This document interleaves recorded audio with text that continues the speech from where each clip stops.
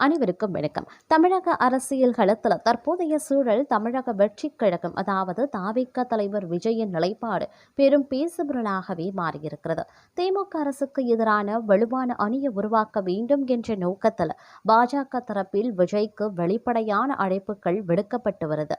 திமுக எதிர்ப்பு வாக்குகள் சிதறாமல் இருக்க விஜய் தேசிய ஜனநாயக கூட்டணியில் இணைய வேண்டும் என்பதே அந்த தரப்பின் முக்கிய வாதமாகவே இருக்கிறது.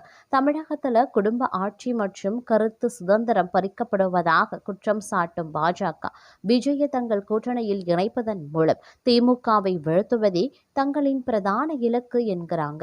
இதனிடையே பாஜக செய்தி தொடர்பாளர் ANS பிரசாத்தின் பகிரங்க அழைப்பு மற்றும் கூட்டணி குறித்த ஊகங்கள் அரசியல் சூட்டை அதிகரிக்க செய்திருக்கிறது. விஜய் தனித்து போட்டியிட்டால் அது மறைமுகமாக திமுகவிற்கே சாதகமாக அமையும் என்ற கணக்கீடும் இதில் அடங்கியிருக்கிறது.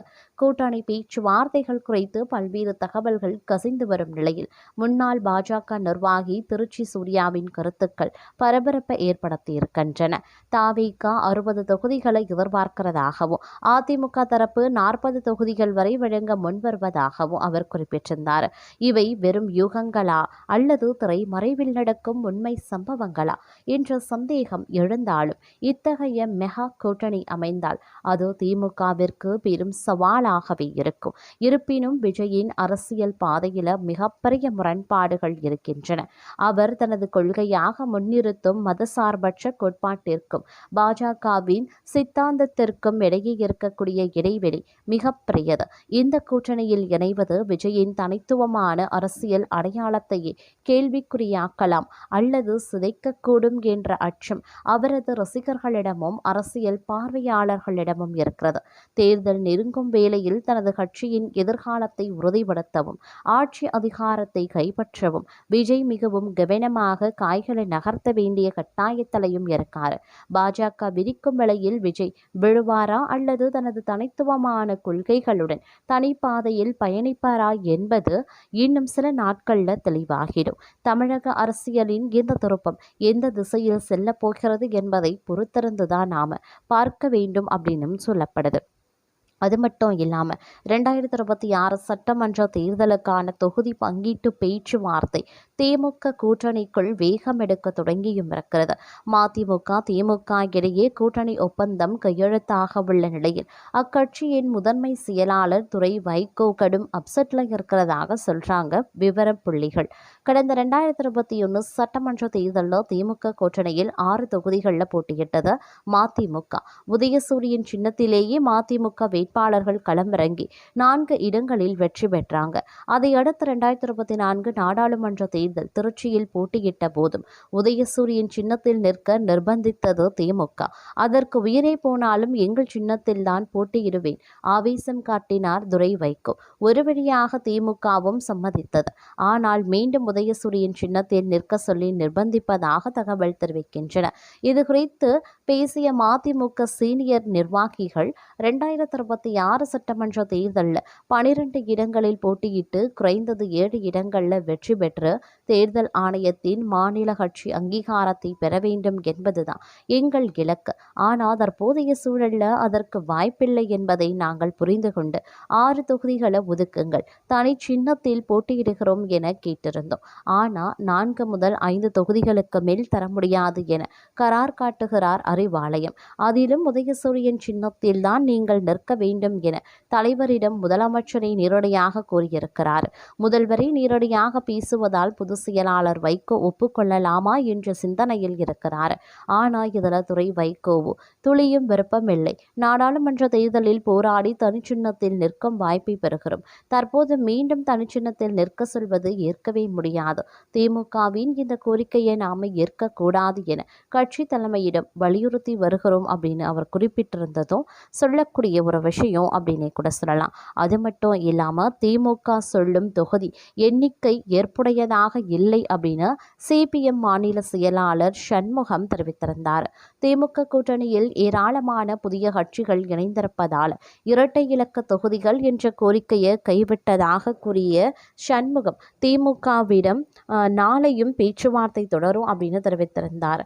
சட்டசபை தேர்தல் நெருங்கிவிட்ட சூழலில் திமுக தலைமையிலான பேச்சுவார்த்தை குழு கூட்டணியில் இருக்கக்கூடிய கட்சிகளுடன் தொடர்ந்து தொகுதி பங்கீடு தொடர்பாக பேசி வருகிறது.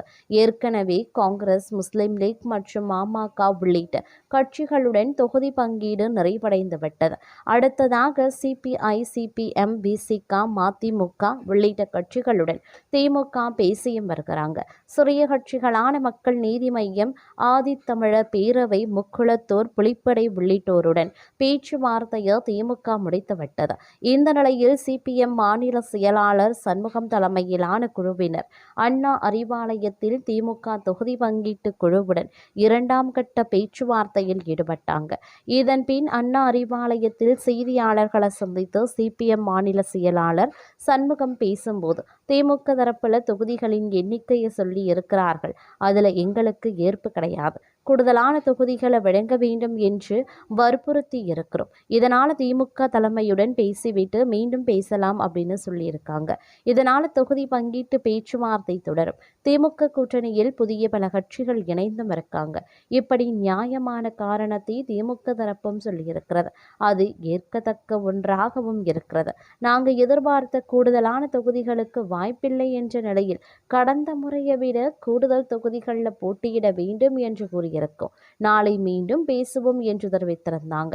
முன்னதாக சிபிஎம் மாநில செயலாளர் சண்முகம் இரட்டை இலக்கத்தில் தொகுதிகளை ஒதுக்க வேண்டும் என்று கூறி வந்தார். தற்போது கூடுதல் தொகுதிகள் வேண்டும் என்று கூறியிருந்தார். இதன் மூலம் திமுக தரப்புல கடந்த முறை ஒதுக்கப்பட்ட 6 தொகுதி எண்ணிக்கையே மீண்டும் சொல்லப்பட்டதாக புரிந்து கொள்ளப்படுகிறது. அது மட்டும் இல்லாமல் தமிழகத்தில் உணவகம் மற்றும் தேநீர் கடை உள்ளிட்ட வணிக நிறுவனங்களுக்கு அனுப்பப்படும் 19 கிலோ உருளை சிலிண்டர் தட்டுப்பாட்டை போக்குவதற்கு மத்திய மாநில அரசுகள் உடனடியாக தலையிட்டு தீர்வு காண வேண்டும் என தமிழ்நாடு வணிகர் சங்க பேரவைத் தலைவர் கோரிக்கை விடுத்திருக்கிறதும் பரபரப்பை மற்றொரு பக்கம் ஏற்படுத்தி இருக்கிறது அப்படின்னு நாங்கள் சொல்லணும்.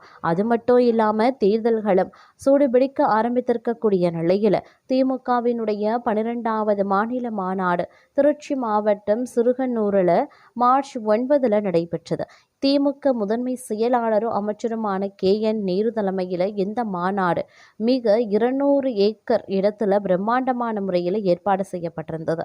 இதில் தமிழ்நாடு முதலமைச்சரும் திமுக தலைவருமான MK ஸ்டாலின் பங்கேற்று சிறப்புரையாற்றினார். அத்துடன் உதயநிதி ஸ்டாலின், துரைமுருகன், TR பாலு உள்ளிட்ட கட்சியின் மூத்த நிர்வாகிகளும் பங்கேற்றிருந்தாங்க. சமீபத்தில் திமுகவில் இணைந்த முன்னாள் முதலமைச்சர் O பன்னீர்செல்வம் நிகழ்வின் முன்வரிசையில் அமர்ந்திருந்தார். ஸ்டாலின் தொடரட்டும், தமிழ்நாடு வெல்லட்டும் என்ற தலைப்பில் நடைபெற்ற இந்த மாநாட்டிற்கு வருகை தந்த முதல்வர் ஸ்டாலினுக்கு உற்சாக வரவேற்பும் வழங்கப்பட்டிருந்தது. மாநாட்டு அரங்கில் இருந்த பிரம்மாண்ட கொடிகம்பத்தில் முதல்வர் ஸ்டாலின் கட்சி கொடியை ஏற்றினார். மேடையில் முதல்வர் ஸ்டாலின் மற்றும் துணை முதல்வர் உதயநிதி ஆகிய இருவருக்கும் அமைச்சர் நேரு வெற்றி வாழை பரிசளித்தார். தொடர்ந்து மாநாட்டு நிகழ்வில் உரையாற்றிய ஸ்டாலின் கூறியது, திருச்சியில் பெரும் சேனை திரண்டிருக்கிறது. என்னுடைய அழைப்பை ஏற்று வந்திருக்கும் அனைவருக்கும் நன்றி. 200 ஏக்கர் பரப்பளவில் இந்த மாநாட்டை நடத்தி 200 இடங்களை வெல்ல வேண்டும் என்பதை சொல்லாமல் சொல்லிவிட்டார் அமைச்சர் நேரு. திருச்சி என்றாலே திமுகவுக்கு திருப்பம், திருச்சி என்றாலே திமுகவுக்கு எழுச்சி, திருச்சி என்றாலே திமுக தேர்தலில் போட்டியிட வேண்டும் என்ற முடிவை இதே திருச்சியில்தான் பேரறிஞர் அண்ணா எடுத்தார். அதன்படி திமுக தேர்தல் களத்திற்கு வந்து 70 ஆண்டுகளும் ஆகிவிட்டது. இந்தியாவிலேயே முதல் முறையாக மாநில கட்சியை ஆட்சியில் அமர்த்தியவர் அண்ணா. தமிழர்களை காக்க தகுதியும் திறமையும் கொண்ட ஒரே படை திமுக தான். தமிழ்நாட்டை நம்பிதான் நாம் இருக்கின்றோம். நம்பித்தான் தமிழ்நாடும் இருக்கின்றது. 7வது முறையல்ல, இனி எப்போதும் தமிழ்நாட்டை திராவிட முன்னேற்ற கழகம் தான் ஆளும். கடந்த 3 மாதங்களாக பல மாநாடுகளை திமுக நடத்தியும் வருகிறது. கிரிக்கெட்டில் முதல் பந்தில் இருந்தே ரன் அடிக்கிறது முக்கியம்தான். அதே சமயம் இறுதி ஓவர்களில் அடித்து ஆடி கடைசி பந்தில் வின்னிங் ஷாட், சிக்ஸர் அடித்து ஜெயிக்கிறது கிராண்ட் ஃபினிஷிங்காக இருக்கும். அப்படிப்பட்ட வெற்றியை பெறுவதற்காகத்தான் இந்த மாநாட்டின் நோக்கம். தமிழ்நாட்டின் முதலமைச்சராக பொறுப்பேற்க காரணம்தான் நீங்க தான். உங்களால் தான் நான் உணர்ந்திருக்கேன், வளர்ந்தேன், நான் உயர்ந்தேன், உங்களுக்காகத்தான் வாழ்கிறேன். 2021 இதே ஊரில் நடந்த மாநாட்டில் 7 இலக்குகளை அறிவித்தோம். அந்த இலக்குகளை எட்டி சாதனை படைத்தமிருக்கும். மத்திய அரசின் புள்ளி விவரங்களை இதனை உறுதிப்படுத்தவும் செய்திருக்கிறது. நம்பர் 1 மாநிலம் என மத்திய அரசு சொல்கிறது. அதனால் திமுக அரசின் திட்ட பயனாளிகள் வாக்களித்தாலே போதும், நமக்கு முழு வெற்றி கிடைக்கும். அதை உறுதி செய்வதுதான் தங்களுடைய பணி. சமீப காலமாக தவணை முறையில் சில கட்சிகள் தேர்தல் வாக்குறுதிகளை அளிக்கிறாங்க. அதுவும் திராவிட மாடல் அரசின் திட்டத்தை டாப் அப் செய்து அறிவிக்கிறாங்க அப்படின்னு சொல்லியிருந்தாரு.